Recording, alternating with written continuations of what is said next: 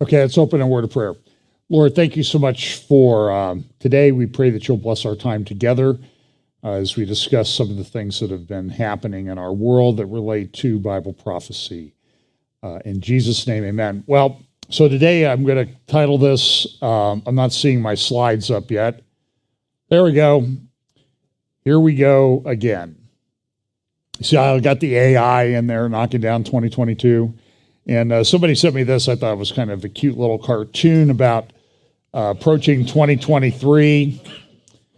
I've often said the last few years I've started early in the years with like, how long are we going to go into this year before we long for the good old days of last year? And so I'll ask the question on the first day of the year this year, how long are we going to get into 2023 before we long for the good old days of 2022, where it was merely economic meltdown, world turmoil, and all that type of thing. So today what I'm going to try to do, we talk about these convergence of things, everything happening quickly, converging at the same time, logistics.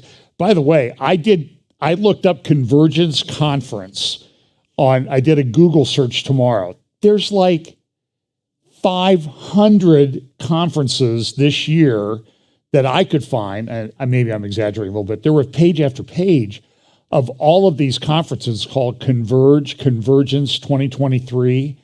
I should have trademarked that thing, and then I could have really retired. But there's a lot of things converging. So just a little bit of an update real quickly. Tuesday at 5 o'clock Eastern Time, U.S., I'll be doing an hour or so with Tom Hughes from 412 Church out in California, talking about some of the things that are going on. I was texting with Tom last night. He and Brandon Holthouse, who was, I think, here last year, they were doing a prophecy update together, sort of a review of 2022. And I sort of jokingly asked them, I said, hey, do you guys need any ideas for things to talk about? And Tom said, well, Brandon sent me a list of 35. And I think they got through 3 or 4, maybe. And you can get that at Hope for Our Times app. They got booted from YouTube because they talked about something they weren't supposed to talk about. Not Brandon and Tom, but Tom did. And it's always one step ahead. So you can find us at Fellowship Bible Chapel YouTube channel, Rumble, Real FBC. I think we're having... I noticed first hour, they said there were some issues with Rumble today. I think we still stream on our Facebook, Fellowship Bible Chapel Facebook page. Later today, somebody will put up my update on rtntv.org. And there's an app there. And then we also have a Fellowship Bible Chapel app. And we appreciate it. And, anytime you can like and share, that helps us out too, or subscribe to the channel if you're not already subscribed. So we have a bunch of things to talk about today, and as we sort of look back and look forward at the same time, we have just a tremendous amount of things happening. I think that I'm not sure how to say this because I listen to other people that do prophecy updates, and so if I sound like I'm criticizing anybody in particular, I'm not. I'm going after everybody. No, I'm not. I'm just I try. The way I try to approach it is, I think that for example, this passage in Daniel, and I heard but I understood not. Daniel chapter 12 verse 8. Oh my Lord, what shall be the end of these things? And he said, go thy way, Daniel, for the words are closed up and sealed till the time of the end.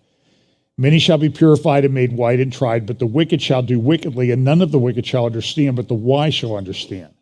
And in Daniel 11, it also says that the wise will instruct many. Now, it's interesting in Bible prophecy circles, I can pretty much guarantee you that there is anything from a calm discussion to a heated argument on almost every topic. I know a lot of people that teach on Bible prophecy, that do conferences and that type of thing. So my approach is that I sort of look at possibilities. because I think the best proof of Bible prophecy is when it actually happens. And you can look back and say, that's exactly what the Bible was talking about. Because sometimes it doesn't always work out the way that we think it should. So, and I get emails from people, you're wrong on this particular issue. And if you just understood the facts, well, facts are things that have happened. And I was a lawyer, and we were always told you facts are things that you can prove by evidence that have happened. And I agree that the scriptures say things that are going to happen, but until they actually happen that way, that's the best proof. So I sort of look at possibilities. So I'll just give you one here today. So one of the understandings of Bible prophecy a lot of people have that is Ezekiel 38-39 war. We don't all agree that it happens. Some think it happens at the end of the millennium. I happen to think it's talking about something that's going to happen around the time of the return of the Lord. Some think it happens before the 70th week of Daniel. Some think it happens towards the end. I'm leaning more towards the end now. And then it talks about Gog, Magog, and it has all these ancient names of places. And so a lot of people, they look at the thing to the othermost parts of the north, and they say, well, that must be, you go straight north on a map, that's Moscow, that's Russia, that means it's Russia, and Russia's Gog, and Putin is Gog, and Russia is Magog. But then there are other people say Magog is Turkey, and Meshach Tubal, that's clearly in the area of Turkey. And it's a little bit difficult. So I'm not completely discounting that Russia's part of this. I'm not saying Russia is part of this Ezekiel 38-39 invasion. But we also have to this is where my idea of logistics comes in, because it says that when this invasion happens, it'll be, I believe it's in chapter 39.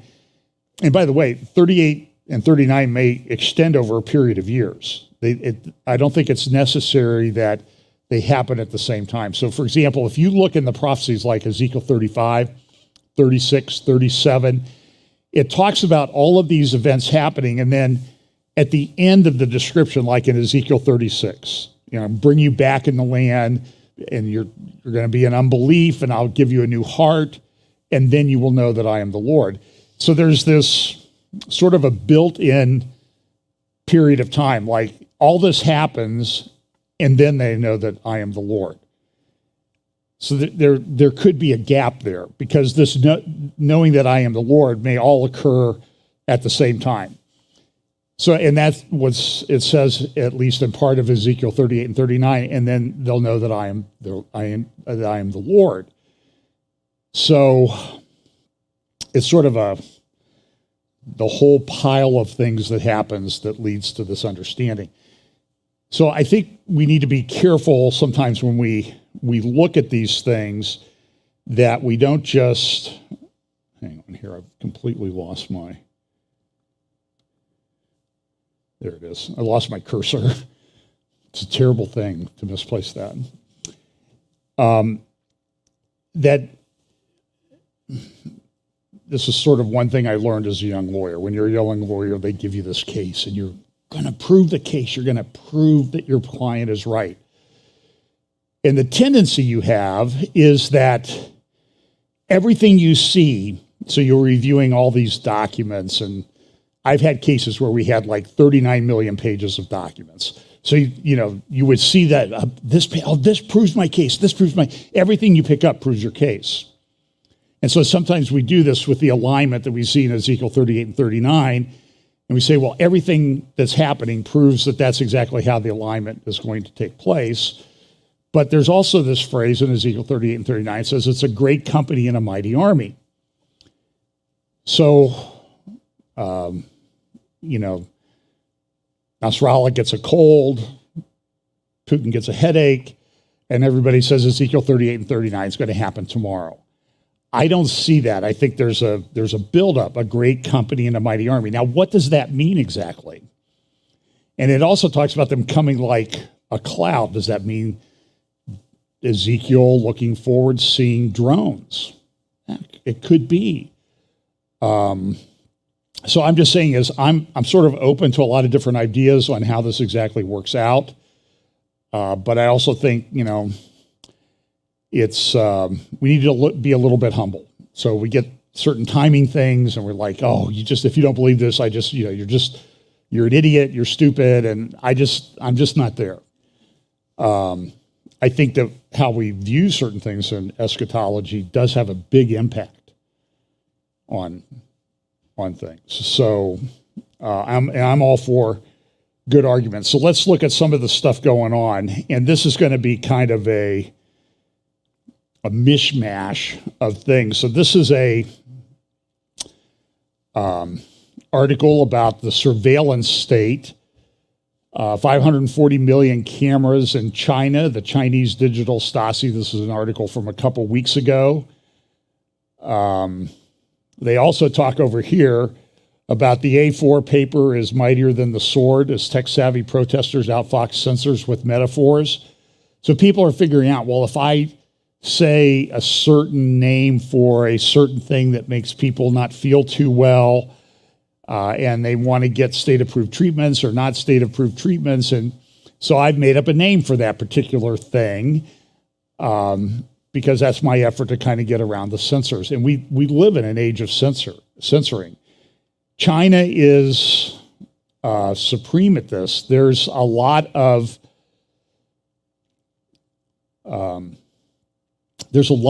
propaganda and misinformation out there, you may have noticed. And it's interesting, I read through some, every now and then, I guess when I feel like the world's not in enough trouble, I read through a whole Twitter thread. We live in a very dark world. Boy, it's unbelievable. It's like the worst family in the world getting together in a small space and yelling at each other all the time. It's pretty. And I'm a lawyer.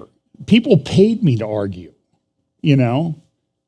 Truth be told, sometimes I would have done it for free, but don't tell anybody I said that, though, okay? That's just between us. This is somebody sent me this from church. Changing the world together by 2030, Samsung. Look at what their goals are. The world leaders at the United Nations General Assembly pledged to drastically transform the world by 2030. And you'll see this 2030 everywhere.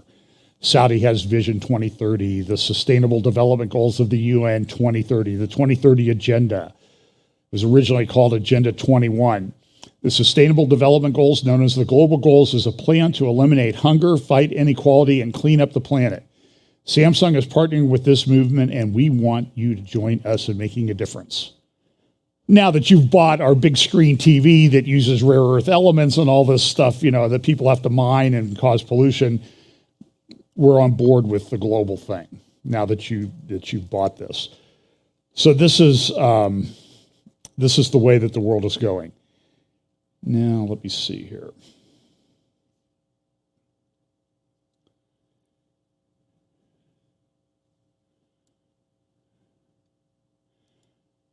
I'll talk about this a little bit at the end. This is something from 2022 that people started talking about. This is from Oxford in the UK, and they're talking about, you see the little lines going out from the center, 15-minute. They want to build the 15-minute city. And it sounds great. Everything will be within 15 minutes of your home. But what are they not telling you? You're not going to be allowed to go anywhere else. Occasionally, you'll be allowed to go outside that 15-minute bubble, but if you go out too many times, your car might not work. They might shut you off. You won't be able to buy anything, and you might get fined 150 pounds or $50, $150 for just leaving your zone. It sounds like Prison Planet, doesn't it? I think somebody's used that. So here's a little things that happened this year and some things that I want to talk about and kind of congeal into a focus. And I listen, this could go 5 or 6 hours, and it's not going to go 5 or 6 hours because I don't feel like torturing you. I did an update midweek. Go check that out on the FBC YouTube channel. By the way, YouTube, how long we've been putting stuff on YouTube? 10 years now. I think it was almost exactly 10 years ago this week I uploaded my first video to YouTube. And YouTube has always had, you could go to the videos, you go to the Fellowship Bible Chapel page and it has like home, videos, live.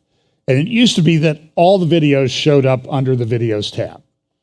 Now, if we stream something live, it has to be under the live tab. You can customize your own individual YouTube channels, but people go to our channel and they look at it and say, oh, well, John didn't do anything this week. Well, I recorded something live, so you have to click on the live tab.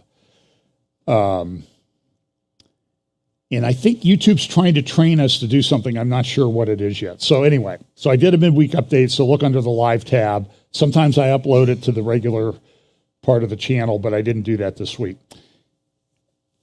You may have noticed that the markets, financial markets, were a bit volatile this year. They, and here's from the Financial Times of the UK this week saying they've lost 30 trillion in the worst year since the financial crisis 14 years ago. And it was a debacle. There are things that were in the new law about, I haven't had a chance to look at this, the law that they passed for the budget. It's like 4,900 pages. Nobody read it. They didn't have time. Nobody has the time to read that. But apparently somebody had time to write it. So they had these people cranking these things out all the time. And then the congressmen and senators, they don't even look at it. But it was a massive spending bill, budget, all this type of thing.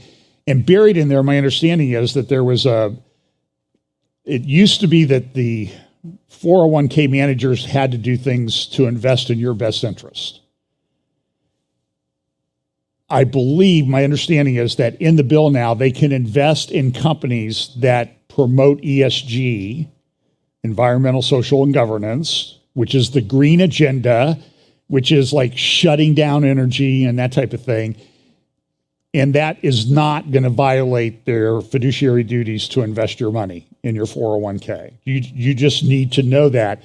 And what's happening is you're slowly losing control over your 401k. So that's what we need to do. You need to watch over that. This is another thing you see, and I'm trying to remember where this came from. Listen, we celebrate and empower queer youth of faith. This comes from a church-related website. You're seeing this pushed everywhere. And I see people who claim to be evangelical pastors coming out and say, I'm not going to judge on that anymore. In other words, I'm not going to tell you what the Bible actually says about a particular lifestyle or marriage arrangement, because, that's just not loving. And we've seen, Amy Grant hosted a lesbian wedding for her niece recently. And I get it when it's your family, okay? But it's one of these red flags that come up that people need to watch. Okay. So here's Financial Times. Yesterday they have a prediction of what's going to happen in 2023. Let me open that up, by the way. So I had these yellow sticky notes. I don't know who invented these things, but you see this? Okay, these were just sort of some of the random thoughts. This is what Brand and Holdhouse sent to Tom Hughes when they were looking at this. And it's like, it all made sense. And there are a whole bunch but like, here's one that says Canadian truckers and Pool of Siloam. Like, you could tell that I was sort of like, this is John's ADD list that is going on here. So let me pull up this article from the Financial Times, and I hope that I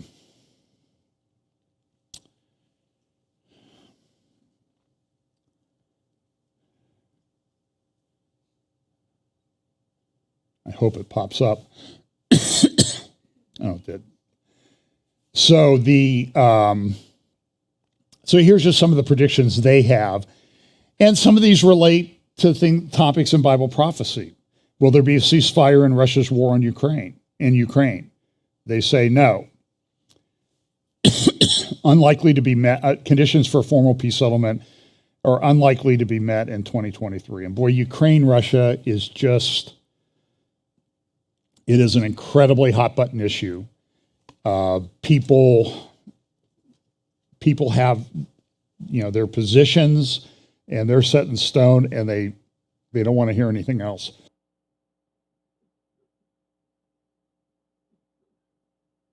Excuse me. I have the proverbial tickle in my throat. Oh, by the way, those of you, I've asked you to pray for Pam, as she's kind of struggled with taste and smell now for a year. I can report to you that yesterday we had 2 meals, and she said they both tasted pretty normal, which was a real answer to prayer. So just pray that continues. I went through it for a while myself, but so let's go back to these predictions from Financial Times. Will the global temperature temporarily reach the 1.5 warming threshold? The answer is no, but it might as soon as 2024. So Financial Times, they're big on the green agenda and that type of thing. Will the Fed start to cut interest rates? No. Will the European Central Bank use its new backstop to contain the bond spreads of Italy or others? No. Will Joe Biden stand for president again? I know you're waiting for this. Yes, they say. Will Donald Trump be indicted? Yes. It does not appear that anything is over. The Republicans can barely control one House of Congress. The Justice Department is in control of the Democrats. I don't think we've seen anything yet. But you heard for years about what? Trump's tax returns. This is going to prove. And I watched MSNBC. It's sort of like, well, he had this company and they lost a lot of money when he was president.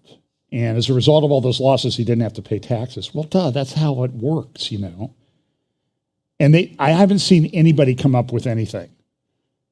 And they've been poring over these things crazy. Will Beijing invade or blockade Taiwan? This is another area where people disagree. Financial Times says no, don't think it's going to happen in 2023.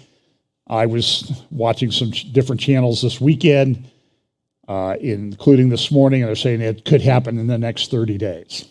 Well, that anywhere from 30 days to a couple of years, who knows? Will the protests in Iran end? No. Will the S&P 500 fall by at least 10%? And they say yes. Will Twitter survive? Yes. Will another major cryptocurrency business fail? They say yes. Well,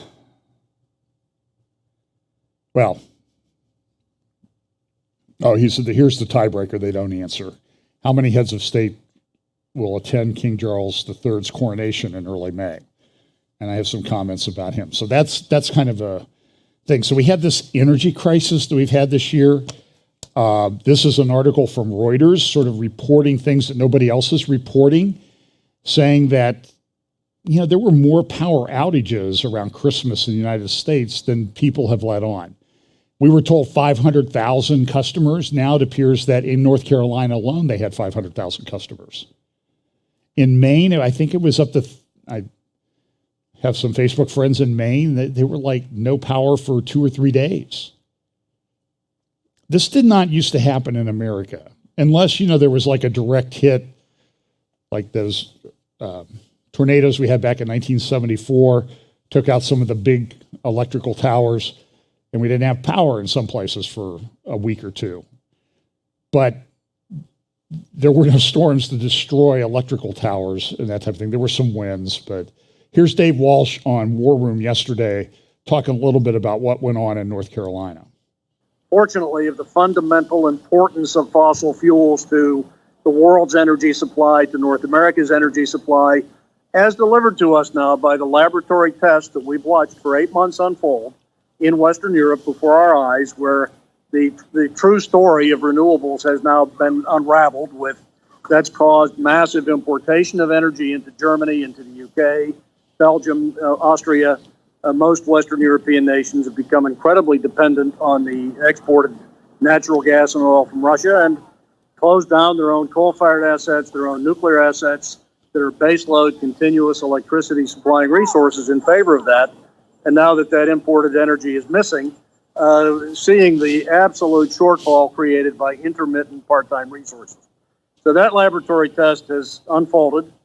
And now the year ends with a horrendous lab test in the U.S. itself of what I've been warning about, and that is the rapid adoption of these part-time, intermittent, and not ready for prime-time technologies, wind and solar, is now caused in the day before Christmas and Christmas Day, massive underreported brownouts and blackouts across the U.S. I say underreported. Reuters came out and indicated we had about 500,000 people out of power. Au contraire, the real numbers are unfolding now to be in the millions. North Carolina alone, the governor has called for an inquiry because just in the Duke service territory, over 500,000 people just in North Carolina suffered from 5 to 6 hour outages, both on Christmas Eve and Christmas Day, acknowledgedly by the company in their public admission of lack of the energy to serve, lack of enough capacity to serve the demand they were getting for electricity, which is unheard of in this country. It's unheard of that we now have reserve margins so low that on Christmas Day and Christmas Eve, and this is going to repeat as the weather gets this cold again, and it will, shortages of electricity, basic shortages, because of the over-adoption of solar, in the case of North Carolina specifically. Okay, so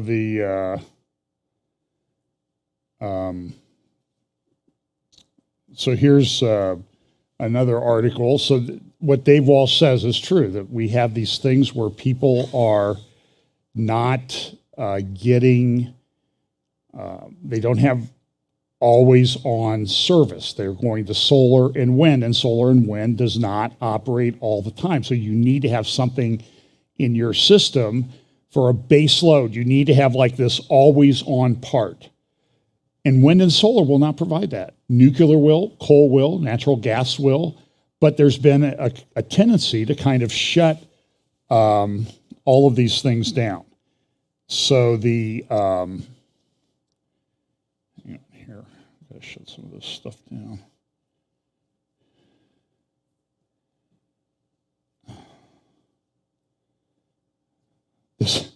I went through. So here's an article that I think is relevant as to what's going to happen. This is from Zoltan Pozar, who is a analyst with Credit Suisse, and Credit Suisse is telling people that the way the dollar is, that the dollar's day as a reserve currency in the world may go away, and that's problematic. If you live in like the United States, that will make things more expensive, prices more volatile. And so what the BRICS company, Brazil, Russia, India, China, South Africa, and now they've got others joining like Turkey and some other countries, they're going to try to go to a currency, a reserve currency that's more commodities based, like backed by gold or something solid, not just the full faith and credit of the United States in a piece of paper. And this may change things. So this is something that may happen. And you see that this sort of pushes for a world currency. Now I'm going to play a little clip here. I think I'm going to turn the sound off. The first two applications we're going to aim for. So this is Neuralink. This is their presentation, their show and tell from a couple weeks ago.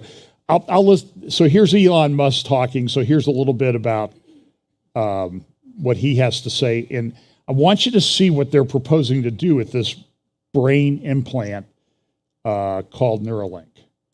Here we go. One has never had vision ever. Like they were born. Your perception is made up of a mosaic of tiny receptive fields each belonging to a single cell in your visual cortex.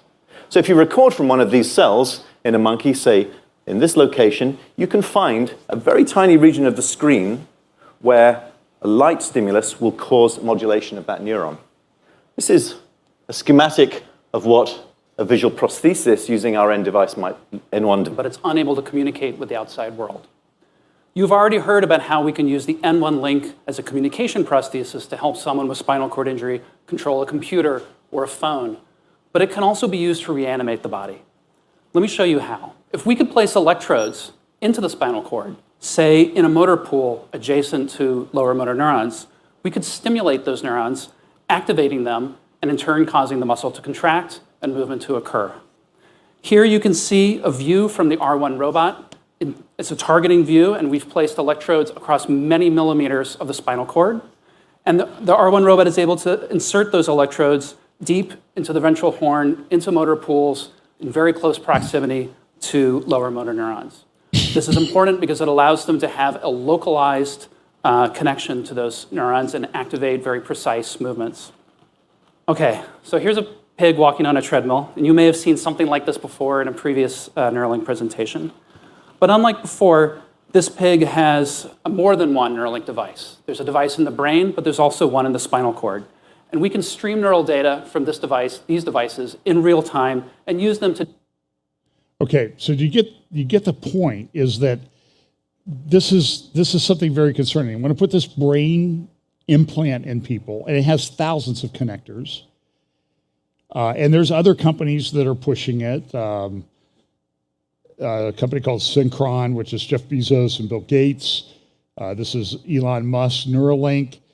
But this kind of came up at the media summit I went to in Israel. They had a business guy come and do a presentation, and he was talking about it, and he used the term in his presentation. I'm almost positive I heard it, because I almost fell off my chair, because he said he was referencing the Neuralink presentation, where you see that they're putting this in to help people walk, to help people see, to help people hear. And it has this kind of supernatural signs and wonders aspect to it. The lame walk, the blind see, the deaf hear, which is what Jesus answered John when John the Baptist's disciples came to him and said, "Are you the one?" He said, "Well, you go back and you tell John that the lame walk, the blind see, the deaf hear." So what's coming in this time that we live in is this imitation of the supernatural power of Christ, and that's a little bit trouble. You know, they also talked at the media summit about this OpenAI thing called ChatGPT. By the way, be careful if you download it, because there are Chinese fakes out there that'll really mess up your phone and steal all your data. I know it's hard to believe that there are Chinese apps that would do that, but that's the way it is. But it's this thing called ChatGPT. It came out about a month ago. First week, it had over 1 million downloads from the App Store. And people are using it all over the place. It's having a significant enough impact that Google had an all-hands-on-deck emergency meeting the other day saying this may destroy Google, our business. It's free. It's OpenAI. And so I'm going to play a interview, a little talk that somebody put together with some visuals from Jordan Peterson. Jordan's a smart guy. Don't always agree with him, but he's a good thinker. But he's going to talk about his experience with ChatGPT. This is, well, I'll let you decide what you think of it. So here we go, Jordan Peterson. How many of you know what ChatGPT is? Okay. So not very many. So I'll tell you what ChatGPT is, just so you know, because you need to know this. And I don't know what sort of technological revolution this is. Gutenberg press level? It's something like that. This is a big deal. So this AI system, it's a general language processing model, was released about a week and a half ago. And I went and interacted with it. It's an AI system, artificial intelligence system. It basically is trained on, well, a massive corpus of spoken or of text. So it's derived its models of the world from the analysis of human speech, essentially. It isn't using real-world data yet, but that will be happening certainly within the next year. So, and ChatGPT analyzes a very large corpus of text, and that corpus is growing all the time. Now, it's already sophisticated enough. I went on to it last week and I said, okay, some of you know I've written these books, 12 Rules for Life, and then Beyond Order, 12 more rules, because, you know, you can't have enough rules. And I asked it, this is what I asked it to do. I said, write me an essay that's a 13th rule for Beyond Order, written in a style that combines the King James Bible with the Tao Te Ching. That's pretty difficult to pull off, you know. Any one of those things is hard. The intersection of all three, that's impossible. Well, it wrote it in about 3 seconds, 4 pages long, and it isn't obvious to me, for better or worse, that I would be able to tell that I didn't write it. Right, and okay, and that's pretty impressive, although, you know, maybe not its relationship to what I've written, but the fact that it could do that grammatically perfectly, right, and quite impressive philosophically. I also had it write an essay on the intersection between the Taoist version of ethical morality and the ethics that are outlined in the Sermon on the Mount, which it just nailed, got that dead right, brilliant. Again, it took it about 3 seconds. There was a computer engineer who purported to work for Tesla. He asked ChatGPT, he said, look, I work for Elon Musk, but I haven't been doing much for the last week, so I need you to write me 10 bullet points about what I probably would have done as a engineer at Twitter. What 10 things did I do last week that were productive and valuable? And, oh, if you don't mind, write me the accompanying computer code that goes with each project. And it did that too, 3 seconds, and the computer code works. Right, and so, okay, so that's already there. So then a university professor did this. He thought, oh, that's interesting. Any student will be able to write any essay on any topic with ChatGPT. And someone gave it an SAT, by the way, and it scored about as well as the average student in a well-functioning public university. So that's how smart it is. So that's basically an IQ test. He said, write me an essay, gave it a topic, wrote the essay. He said, now grade it. Said if we can automate the students, we should be able to automate the professors too. And so it provided a complete, comprehensive analysis of its own essay with grade. It wrote, someone else asked it, write the screenplay and describe the characters for the next $900 million Hollywood blockbuster. It's like, bang, plot, characterizations. Then someone else took the descriptions of the actors and said, generate photorealistic computer images for each actor. And all the AI systems can do that. So I'm going to tell you what's going to happen next. This is going to happen this year. So get ready. Okay, so now we have an AI model that can extract a model of the world from the entire corpus of language. All right, and it's smarter than you. And it's going to be a hell of a lot smarter than you in 2 years. So you can get ready for that too. But it's not that smart yet because it's just a humanities professor at the moment. It doesn't test its linguistic knowledge against the real world. That's what a scientist does, right? You come up with a theory that's linguistically predicated, and then you throw it against the world and see if it sticks. And then the world tells you whether or not your linguistic construction is valid. But the new AI systems will be able to extract out patterns from the world itself, from images and so forth, and then be able to test their linguistic constructions against the world, and so they'll practice just like scientists. And the most advanced models are going to use text and image and action as well, because they'll be able to model human action. And so, and all of that's going to come down the pipes within the next year. So hang on to your hats, ladies and gentlemen, because what did my friend Jonathan Pajot say? Giants are going to walk the earth once more. And we're going to live through that, maybe. So, anyways. In terms of our rights, though, yeah. that is not a bad development. Well, we'll see. I mean, Elon Musk, one of the things he's working on, he thinks that the world will be controlled by whoever produces the most functional AI system the fastest, because there'll be a first mover advantage. And one of the things Musk has been working on for a long time are distributed AI systems so that you'll have your own artificial intelligence to protect you against, well, let's say against Google's artificial intelligence, for starters. Yeah, or the CCP's artificial intelligence, because you can bet your hat they're working on that about as fast as they possibly can.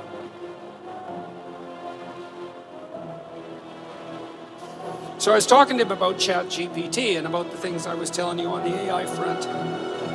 And he's just developed a chip that's optimized for AI, and he told me about it about 2 months ago, and he said, "You heard of the internet?" And I said, "Yes, Jim, I've heard of the internet." I said, well, my chip's way more revolutionary than that.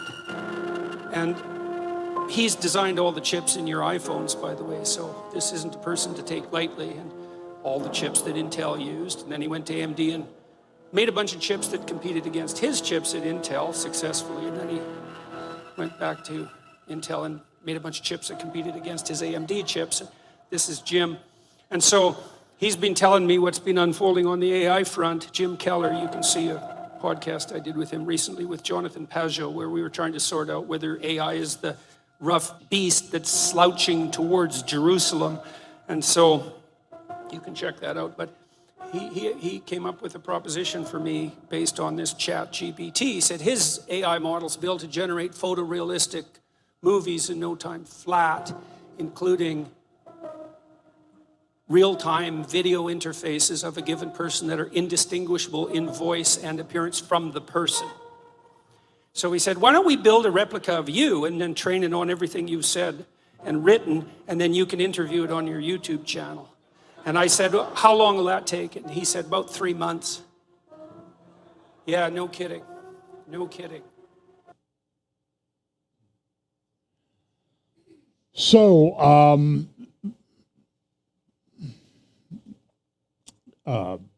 now would be where you should go read 1 Corinthians chapter 15, verses 1 through 4, and make sure you're right with the Lord.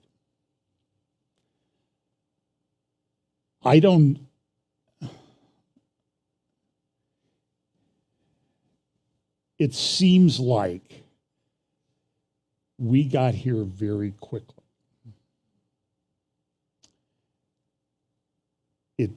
I'm certain that we have seen nothing yet. Who's ready for the Lord to return?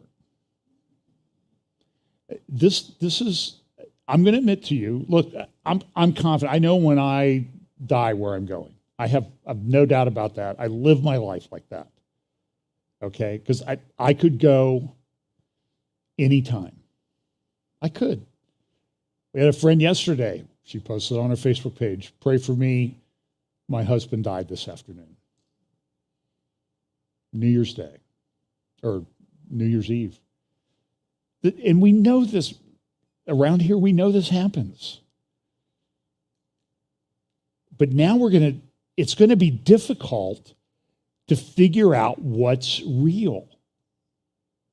So somebody sort of posted I think a joke comment in my update that I did Thursday night, my midweek. They said, is this really John, or is this ChatGPT that prepared this update?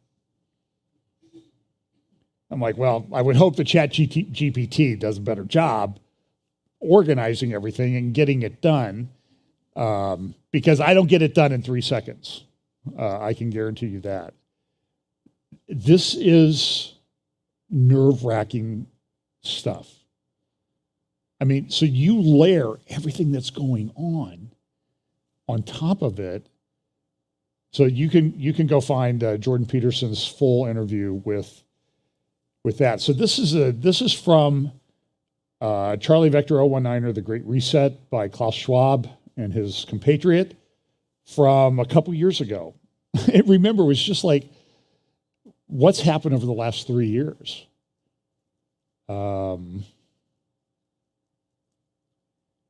It's changed. Okay, so now what's taken 3 years for us to grasp and put our head around, now advance the technology, and they don't even have quantum computers yet. When that happens, look out. So I'm just telling you, when you drive by those big computer server farms out there on Beach Road in New Albany, that's just to store data and information. And now they're getting systems to collect, analyze, and produce something. So what the question a lot of people ask me is it ever going back to normal? Well, here's what Klaus Schwab said in his book. At the time of writing, June 2020, the pandemic continues to worsen globally. Many of us are pondering when things will return to normal. The short response is never. Nothing will ever return to the broken sense of normalcy that prevailed prior to the crisis because the coronavirus pandemic marks a fundamental inflection point in our global trajectory. Some analysts call it a major bifurcation. Others refer to a deep crisis of biblical proportions, but the essence remains the same. The world as we knew it in the early months of 2020 is no more. It's dissolved. Radical changes of such a consequence are coming that some pundits have referred to a BC, before Charlie Vector, and an AC, after Charlie Vector era. We will continue to be surprised by both the rapidity and unexpected nature of these changes as they conflate with each other. They will provoke second, third, and fourth and more order consequences. I don't make this up. This guy's incredibly influential. In 2 weeks, they're going to have a big meeting at Davos. I've signed up for certain levels of that. I've actually thought about maybe I ought to get a bunch of the prophecy guys that I know. We ought to get together and get like the enterprise level thing, share the cost on it and everything. So we know really what's going on. Because it's happening. They're going to try to take everything. So part of this is central bank digital currency. Here's a guy in a prepared statement from the Bank of International Settlements. I played this, but this is from 2021. And listen to what he says about digital currencies. All our analysis on CBDC, in particular for the use of general use, we tend to establish the equivalence with cash. And there is a huge difference there. For example, in cash, we don't know, for example, who's using a $100 bill today. We don't know who is using a 1,000 peso bill today. A key difference with the CBDC is that central bank will have absolute control on the rules and regulations that will determine the use of that expression of central bank liability. And also, we will have the technology to enforce that. Those two issues are extremely important, and that makes a huge difference with respect to what cash is. Here is the World Government Summit in Dubai earlier in about not quite a year ago in 2022. With one of their sessions. It's called the World Government Summit, and here's the opening question for this session, asked by, her name is Becky, I can't remember her last name. Your Excellency, are you ready for a new world order? Well, that's kind of throw that one out there. Here's Pippa Malmgren talking, she's in finance. I've played this clip before, but I think it's worth playing again. What underpins a world order is always the financial system. What we're seeing in the world today, I think, is we are on the brink of a dramatic change where we are about to, and I'll say this boldly, we're about to abandon the traditional system of money and accounting and introduce a new one. And the new accounting is what we call blockchain. It means digital. It means having a almost perfect record of every single transaction that happens in the economy, which will give us far greater clarity over what's going on. It also raises huge dangers in terms of the balance of power between states and citizens. In my opinion, we're going to need a digital constitution of human rights if we're going to have digital money. I haven't seen that one yet, by the way. But also, this new money will be sovereign in nature. Most people think that digital money is crypto and private, but what I see are superpowers introducing digital currency. The Chinese were the first. The US is on the brink, I think, of moving in the same direction. The Europeans have committed to that as well. And the question is, will that new system of digital money and digital accounting accommodate the competing needs of the citizens of all these locations so that every human being has a chance to have a better life? Because that's the only measure of whether a world order really serves. But what you need to do is you need to go back, and I've played this clip many times of Noah Yuval Noah Harari. Interesting, he has the name Noah, sort of the guy who's referred to as the prophet of the World Economic Forum, history professor, medieval history, and he has said, listen, we're reaching a time where it's going to be unlike any time in human history. In the time of the Lord of the Manor, the serfs always provided a service for the Lord of the Manor. They cleaned up the barn, they planted the fields, they harvested the crops. But now we're entering a time where there are going to be people. And now with like ChatGPT, there may be a lot of people who have nothing to offer. I mean, I'm thinking of this from Pam and I sort of have this conversation off and on, like, I'm getting old, I'm falling apart, things are, there's wrinkles, places that you don't want wrinkles, and, it just, there's, I have 4 artificial joints, so I'm not beyond, human enhancement through technology, but we also say, I'm glad I'm old. I mean, I have these great nieces and nephews, and I have some great nieces and a great nephew now. And I'm just like, what's the world like 15, 20 years if it goes that long? It's hard to describe what goes through my mind when I think of this. One thing that goes through my mind is, well, what did you think the end times were going to look like, you moron? You talk about it all the time. So here's another Pippa also at the World Government Summit. Just one last thing, because it's so essential to this region, is the extraordinary hit to the supply chain of food. And I think we cannot leave this event without speaking about the need to prepare now to prevent a catastrophe. Because the loss of the fertilizers from both Russia and Belarus, the enormous increase in the oil price, which directly hits farmers around the world, already has caused a jump in the wheat price, which is the single most important foodstuff for this region. And last time we saw this, that was a major contributing factor to the Arab Spring.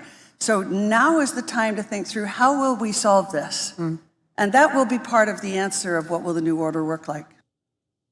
And the answer might be, from our perspective, we might ask, who will step forward to solve this?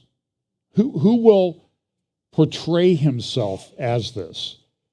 Even Joe Biden said this earlier last year. We are at an inflection point, I believe, in the world economy. Not just the world economy, in the world. It occurs every 3 or 4 generations.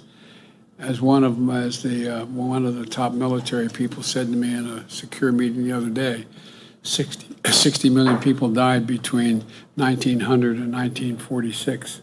And since then, we established a liberal world order, and that hadn't happened in a long while. A lot of people dying, but nowhere near the chaos. And now is the time when things are shifting. There's going to be a new world order out there, and we've got to lead it. And we've got to unite the rest of the free world in doing it. In 2021, at COP26 in Glasgow, Scotland, a man who is now the King of England said this.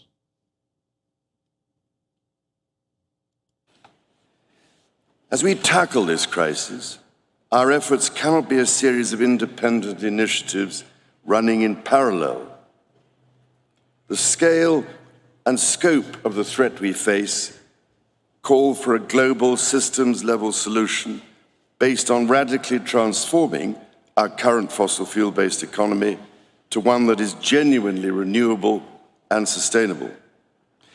So, ladies and gentlemen, my plea today is for countries to come together to create the environment that enables every sector of industry to take the action required. We know this will take trillions, not billions of dollars. We also know that countries, many of whom are burdened by growing levels of debt, simply cannot afford to go green. Here we need a vast military-style campaign to marshal the strength of the global private sector. With trillions at its disposal, far beyond global GDP, and with the greatest respect, beyond even the governments of the world's leaders, it offers the only real prospect of achieving fundamental economic transition. Well, as we tackle so at the Birmingham Commonwealth World Games 2022 in Birmingham, England, we had this monstrosity show up. And I'm putting together some video clips of this, but I will tell you that there's one place where they have like this round tower. And I kid you not, I have the clip in my library. The commentator says, oh, this is the Tower of Babel, the Tower of Birmingham. By the way, who opened those games? Then Prince Charles, now King Charles, who will be coronated in May. Now, there's a theory out there that he could be you-know-who. And I will tell you, I don't entirely discount it. Tim Cohen wrote a book on it. You can look up. He's done some recent videos. I have to tell you, he makes a compelling case.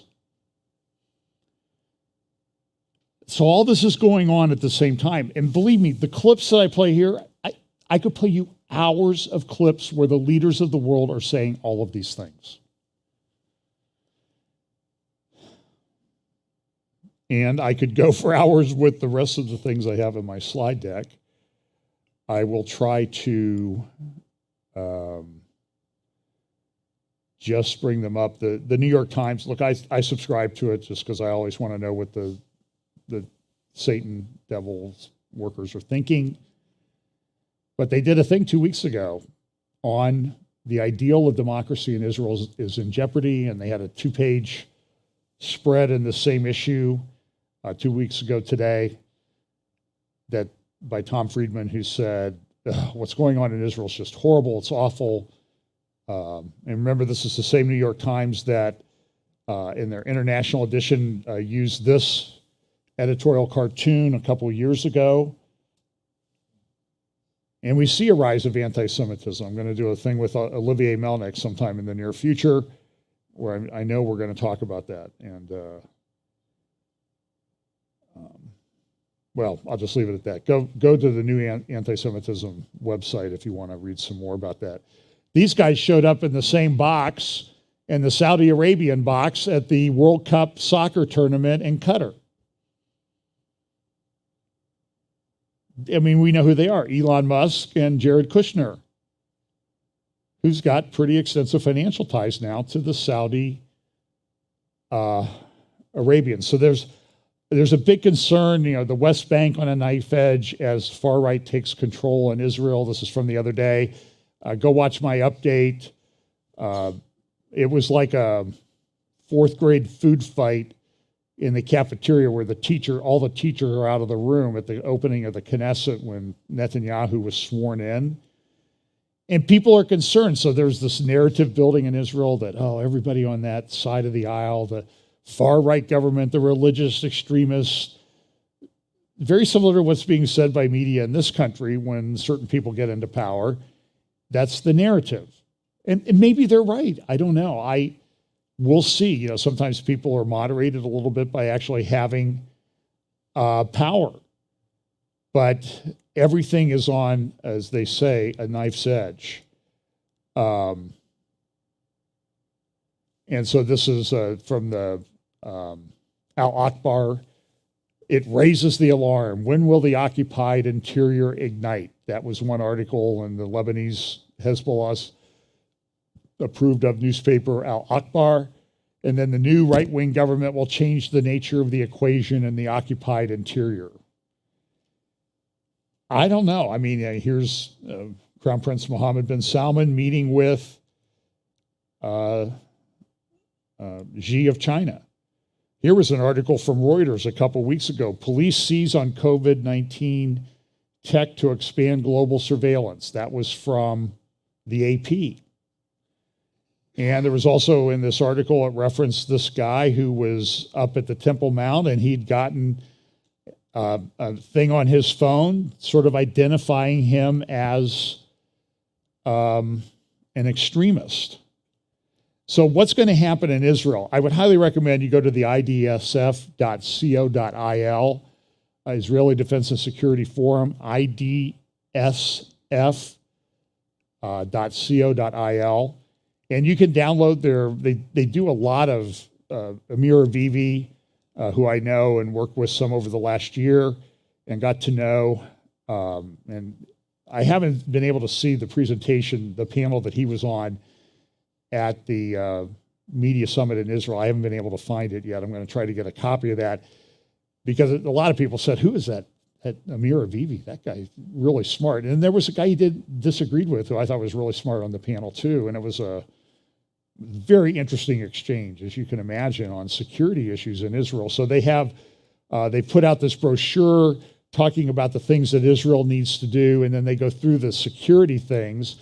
And they have three or four main topics that they talk about: the pan-Palestinian campaign against Zionism. And General Avivi is a committed Zionist. He believes in the state of Israel as a home for the Jewish people. I happen to agree with him on that. Now, that doesn't mean I think that Israel's perfect, okay? It's not. I just will tell you, I love Israel. I love Jerusalem. I'm just telling you, if you go there in Jerusalem, it seems like it takes 2 or 3 times longer to do anything in Jerusalem than it does anywhere else. Like a 1 mile cab drive, it's marginal whether it would be quicker to walk. Here's another one, the Iranian regional arena and how that must be dealt with, the problems, and then what IDSF recommends. And then there's another one, the Palestinian-led delegitimization campaign. And then the international tier, and they talk about all of these things. So everything's very volatile there. These are headlines just from the paper. As Netanyahu launches 6th term and Palestinians warn new government policies are leading to an explosion. Great article at Tablet Magazine, 8 thoughts on Israel's political crisis. You notice how everything's a crisis. Brazil's a crisis. U.S. is a crisis. Europe's a crisis. Italy's on and on and on and on. And this is a well thought out article. I don't agree with all of it. Netanyahu came out now about a month ago. This was the Abraham Accords Global Leadership Summit, Shared Past, Common Future, December in Rome, of all places. And Danny Danon, you see him there in the center of the photograph in the second row. He came out and he said, we're close to Israel and Saudi Arabia reaching an accommodation, a peace agreement. Now, this is interesting. And so Bibi came out and he said, listen, the 2 things that I want, well, 3 things, but the 2 main things he talked about in his speech at the Knesset the other day was I want to deal with the Iranian threat, and I want to make Saudi Arabia part of the peace accords. At the same time that this is happening with his coalition, he's giving up some powers over the settlements. They continue to do things at the UN. This is a headline from Kayan International, an Iranian regime-sponsored newspaper. Palestinians hailed victory against the Zionist regime. What are they talking about? Well, yesterday at the General Assembly, they came out with this resolution that they approved. Actually, here's the vote. Netanyahu said it was a disgraceful vote. It was 87 in favor, 26 against, and 53 abstentions, which is really, if you put the abstentions with the against, it's actually a pretty close vote. But what they decided to do is they're going to refer Israel to the International Criminal Court for an advisory opinion that the occupation is bad. That's essentially what they're trying to do. At the same time this happens, this was all over the American press, Western press. Iran disbands the morality police. They're changing the hijab laws. Okay, so this came out a few weeks ago. I've kind of held it in my backup slides for a while. How'd that work out? Did they change anything? It was Iranian regime propaganda. It's sort of like the left. There's sort of a rule of thumb. If their lips are moving, they're lying. And that's the Iranian regime. It's propaganda. But at the same time that's going on, they're sending drones to Russia to use in Ukraine. And then they come out. I played you a clip of Khamenei who said, yeah, we're getting a lot of information from that. And now their leaders are coming out, the IRGC people, the Iranian Revolutionary Guard Corps, guys are coming out saying, well, we're not selling them any drones. We sent them some, but they're using those. But now this is like, well, now there are dozens of these Su-35 jets, which are upgrades to what Iran has. They have an aging fighter jet fleet. And I don't know that this makes anything imminent in terms of a war. It could, but there's a tipping point that we're getting close to. I'm going to reserve my comments on the Ukrainian situation, although the drone thing is a big deal. I had dinner with Seth Frantzman and Jonathan Spire in Jerusalem 2 weeks ago. It was very interesting. Jonathan Spire is a military Middle East expert, as is Seth Frantzman. I learned a lot. Jonathan knows Syria. He's been in there many times. And both of these guys have been places where I don't think I would go, but they do it because they're good journalists and they're pulling together this information. So this is a concerning thing, though, with Ukraine, Russia. This is an American Patriot missile. I think this is a Patriot missile battery. If they're using those in Ukraine, you can almost be certain that there's American soldiers there, American military there operating it. But this was kind of an interesting virtual ceremony that they had at Palmyra, a city of Roman ruins in Syria. And, they have an ancient temple there. They had the orchestra, and guess who appeared by, Zoom link on the big screen TV? And he was hailed as, guess what? The protector of Syria at the ceremony. Well, there's a lot to be said about that. I mean, there were a meeting with Russian military in 2022 where the outtake from the meeting was that Russia considers the Syrian-Israel border to be its sovereign territory because of its relationship with Syria.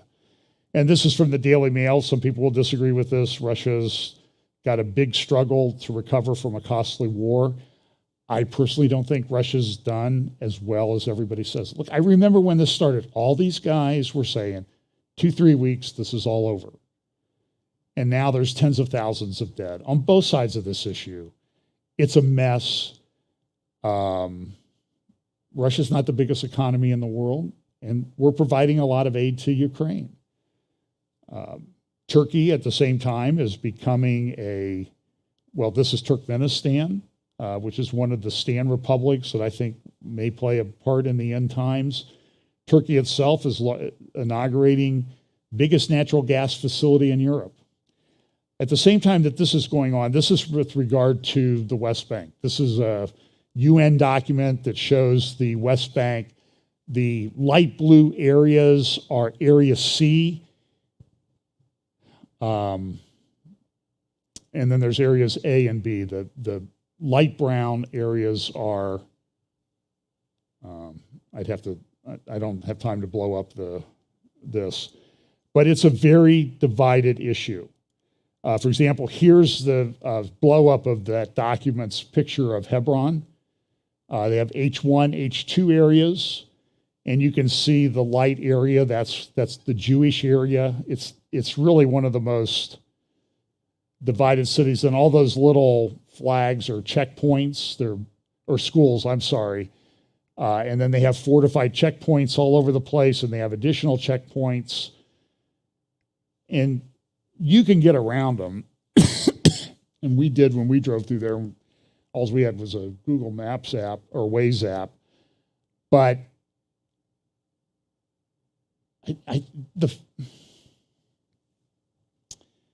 so the people we went to dinner, Shabbat dinner with before I left to come home, I mentioned a few places, and Malka, the wife, she said, I've never been there. She lives in Israel. You know, and so now there's this big fight. And so what happened was that the EU came out, they found this document, and what it essentially is, it's a European Union plan to help the Palestinians take over Area C. That would be the death of the security of the Jewish state of Israel. That would be a big deal. Everybody's talking about red lines. This is the Jordanian newspaper. We got to protect the Temple Mount. We got to protect the Temple Mount. Here's a clip of King Abdullah talking about this with CNN that was aired last Thursday. Jerusalem, we've always believed, is a city that should bring us all together. But unfortunately, it's used by extremists on all sides to create conflict and violence. And the violence really did pick up in the spring. We are the custodians of both the Christian and Muslim holy sites in Jerusalem. My concern is that there are challenges that the churches are facing from policies on the ground. If we continue to use Jerusalem as a soapbox for politics, things can get out of control really, really quickly. You described Christianity in Jerusalem as under fire. Can you just explain a little further? We are fortunate in this country and in Jerusalem to have the oldest Arab Christian community in the world. They've been here for 2,000 years. Over the past several years, we're seeing that they have become under pressure as a community. So the numbers are dropping, which is, I think, an alarm bell to all of us. 2022 has turned out to be the deadliest year for the Israeli-Palestinian conflict in 2 decades. And Jerusalem is a major flashpoint. There are fears of a third intifada possibly on the horizon. How concerned are you about that prospect? We have to be concerned about a next intifada. And if that happens, that's a complete breakdown of law and order, and one that neither the Israelis or the Palestinians will benefit from. And I think there is a lot of concern from all of us in the region, including those in Israel, that are on our side on this issue to make sure that doesn't happen. So that's a flash or a tinderbox that if flashes is something that I don't think we'll be able to walk away from in the near future. Benjamin Netanyahu is back in power. A Jordanian commentator has described that result as Jordan's worst nightmare. Is it? At the end of the day, the Israeli people have the right to pick whoever they want to lead them. And I think we're all big boys here. Looking at the larger picture, we're all prepared to move on. So we will work with anybody and everybody as long as we can bring people together.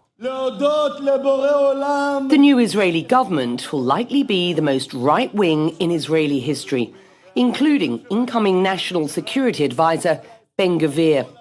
He has a long history of inciting violence against Arabs and Palestinians. Pending new legislation, he could assume authority over the police force, including law enforcement at Jerusalem's holy sites. As custodian of those sites, do you believe the status quo and your role is threatened? So you're always going to get those people that will try and push that, and that is a concern. But I don't think those individuals are under just a Jordanian microscope; they're under an international microscope. So, we've learned, as we always say, living between Iraq and a hard place, that this is just another Tuesday for us. If people want to get into a conflict with us, we're quite prepared.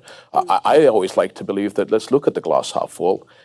But we have certain red lines, and if people want to push those red lines, then we will deal with that.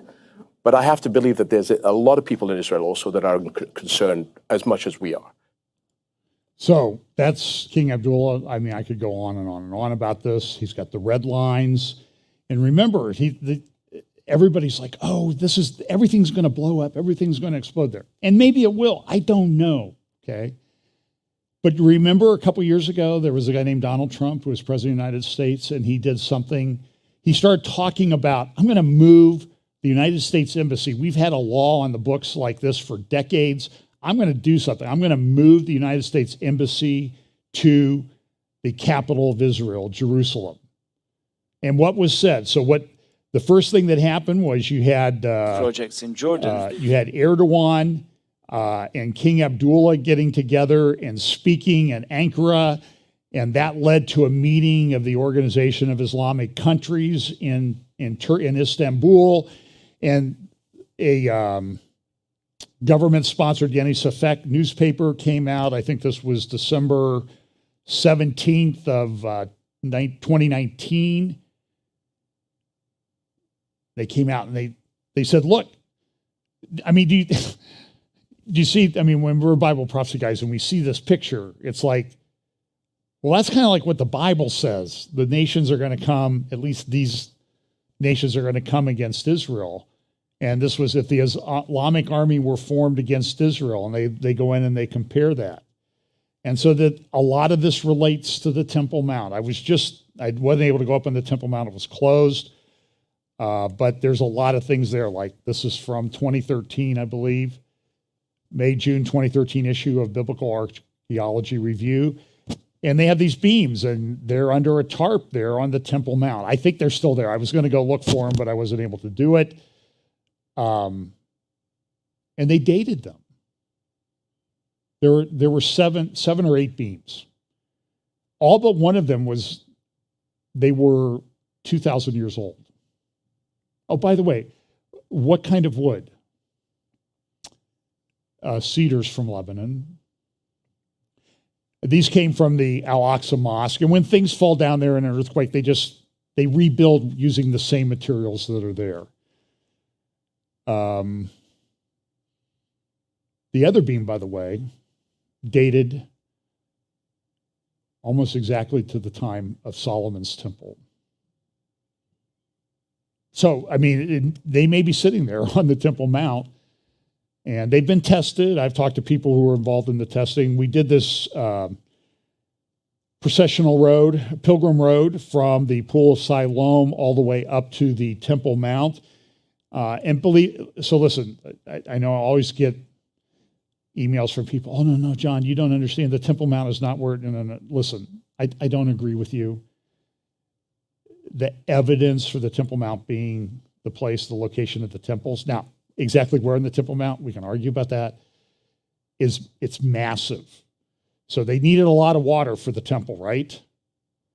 People say, well, that was a Roman garrison. Listen, they found 49 giant cisterns. You can go read Israel Hayom, a newspaper from 2021, July 18th, 2021. 49 cisterns tell the story of the destruction of the temple and much more. Well,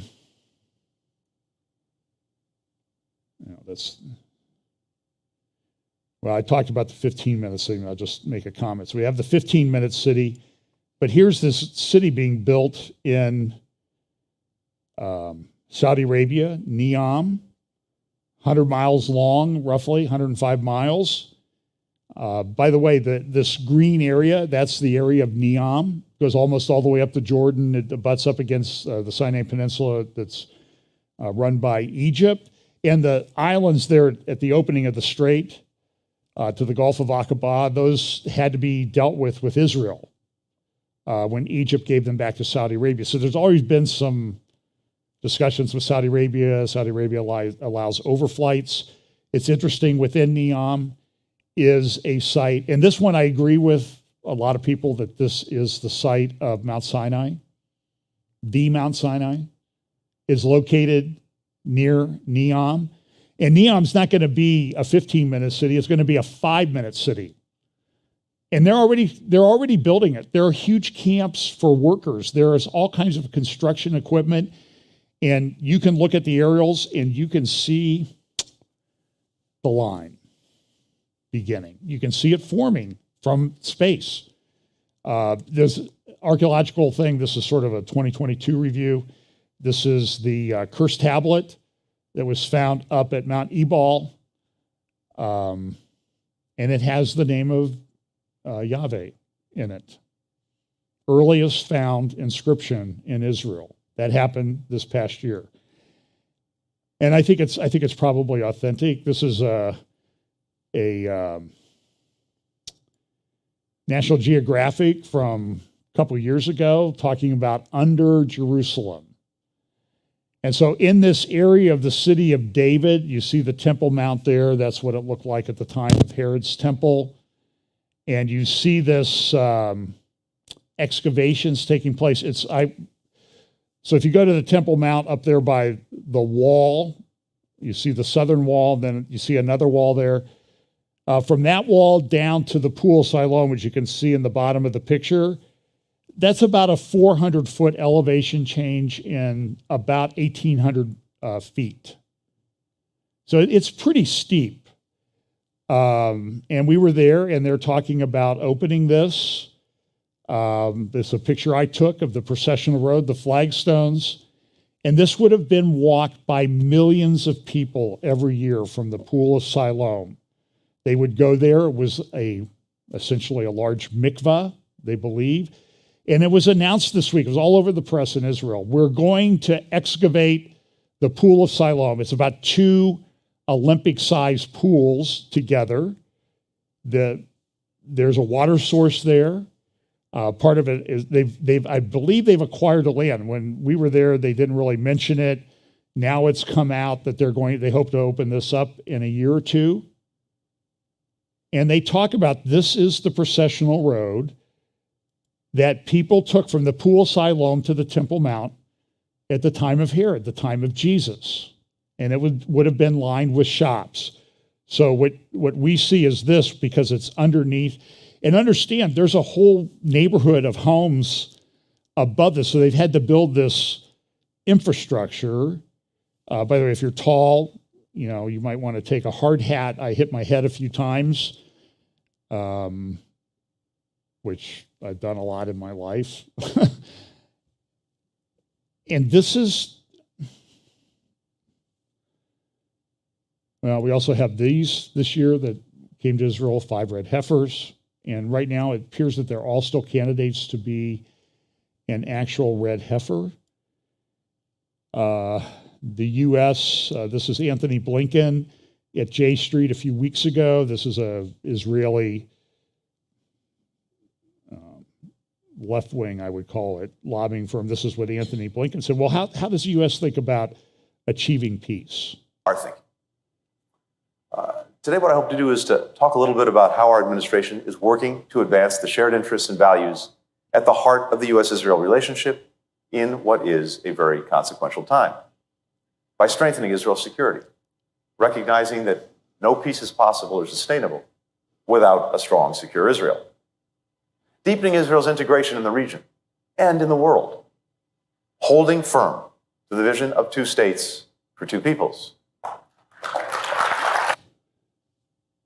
So let me put this in context. There's a lot that I could say. By the way, I think this is really good evidence that the Temple Mount is the Temple Mount. Because why would they build this road up to a Roman fort? It just doesn't make sense. But when you talk to the people that are doing this, and they're doing it, I mean, a few years ago, the New York Times and Washington Post had big articles, this is a red line, it's going to cause a war and all that stuff. And that's what Erdogan And Abdullah said when Trump said, I'm going to move the embassy, and Trump moved the embassy, and what happened? Crickets. Well, not actually crickets. They got the Abraham Accords. So there's a lot of hand-wringing, but it could be this could explode. It really could explode. But do you understand the time that we live in? That this mikvah is being excavated to be filled and opened. And when you're there, you can see the steps down into it, like you see there along the side. It's there. I stood right on top of it, by it, not 2.5 weeks ago. It's incredible. And believe me, it's uphill from there to the Temple Mount. And in the Jewish quarter there, you see the menorah that they've built for a new temple. I think they call that Menorah Square now.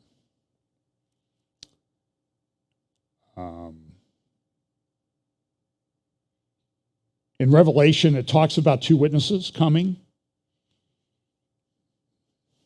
So I'm just going to throw it out there. Is this mikvah being prepared for them and others who are going to worship at this temple? Now, we can talk about the theology of the temple and all that other stuff, but I'm just saying is the road that was used by millions, the intention is that it will be open and used by millions. They said that to us. That's their goal. At this time, so go read Revelation 11, and it talks about measuring the outer court that's given over to the Gentiles. Outer court of what? A temple on the Temple Mount. And now you have a road, and then you go to the Western Wall tunnels, and there's all kinds of mikvahs that have been excavated there over the last 10, 15 years or less. So you put that convergence of what's talking about in Revelation 11 and other places, 2 Thessalonians, with the Revelation 13 stuff on artificial intelligence, currency, control, that type of thing, with the tech giant, maybe the tech giants are part of the kings of Revelation 17. I'm not saying that I've come to that conclusion. I'm just saying my friends, the world is changing in a huge way. And the question is, are you ready to meet the king who's coming? Go read 1 Corinthians 15. That will give you the elements of the gospel that you must believe. It's an interesting time to be alive. And it's an exciting time to be alive, but we have to be honest, it's a concerning time to be alive. And so I'm excited, and I'm glad I'm getting old at the same time. But Jesus is coming, and you need to believe on Jesus Christ and the gospel for your salvation. It is more critical now than ever before. You heard what Jordan Peterson said. I've heard that he's become a Christian. I don't know. There are some indications that he has accepted the Lord. But he talked about, we're living at a time when giants are going to walk the earth again. Go read about Hebron and what it says there. Pastor Steve loved those passages. And there's stuff, been kind of dusty old, not pay attention to it. And I'm telling you, we're living at a time where it's going to spring into life right in front of your eyes. It's already happening. So let's pray. Lord, thank you so much for the gift that you gave us of your word and the prophetic passages in that word so that we can make sense of the time in which we live and share that with other people as a motivation for us to share the gospel with them. We pray that you'll bless us this week. In Jesus' name, amen.